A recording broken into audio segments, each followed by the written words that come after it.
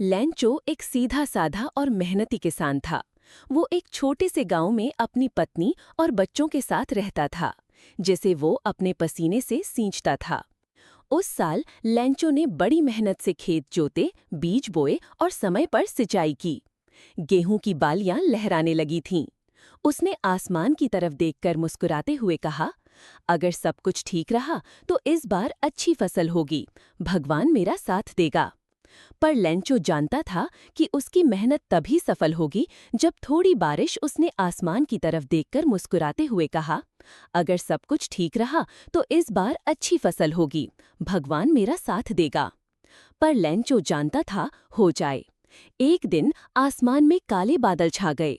हवा ठंडी चलने लगी और लेंचो की आंखों में चमक आ गई।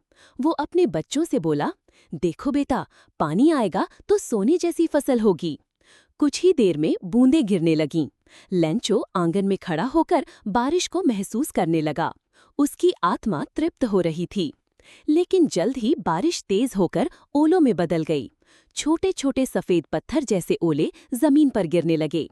लेंचो भागकर खेतों की ओर गया, पर सब कुछ तबाह हो चुका था। फसल झुलस चुकी थी। जो उम्मीद थी वो अब टूट रही थी। उस रात लेंचो बहुत दुखी था, लेकिन उसका विश्वास अभी भी जीवित था। उसने एक कागज लिया और भगवान को चिट्ठी लिखी। हे भगवान, मेरी सारी फसल बर्बाद हो गई है। अगर तू मेरी मदद न करेगा तो मेरा परिवार भूखा मरेगा। कृपया मुझे 100 पैसों भेज दे। वो चिट्ठी लेकर सीधे डाकखाने गया। डाकघर के कर्मचारी उसकी मासूमियत पर मुस्कुराए, लेकिन उनकी आंखों में भी सम्मान था। उन्होंने मिलकर उसके लिए कुछ पैसे इकट्ठा किए, कुल 70 पैसों। कुछ दिन बाद लेंचो को भगवान के नाम से एक लिफाफा मिला। उसमें पैसे थे, लेकिन पूरे नहीं। लेंचो की भौहें सिकुड़ गईं।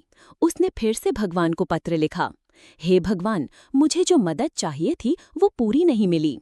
कृपया अगली बार पैसे सीधे मुझे भेजना। डाकघर वालों पर भरोसा नहीं है। लगता है इन्होंने कुछ रख लिया।